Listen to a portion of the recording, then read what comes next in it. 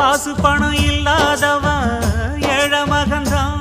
அவன் காட்டோரமா ரோட்டோரமா படுத்து தூங்குறான். சொத்து சொகம் உள்ளவனோ செல்வ மகன்தான். அவன் பஞ்சு மெத்த போட்டிருந்தும் முழிச்சு ஏங்குறான். எது மற்ற பேர்களுக்கு ஏது கவலை? 4 காசு வச்சிருந்தா 100 கவலை. இங்கு ஆசை வச்ச நெஞ்சுக்கெல்லாம் அமைதி இல்லையே.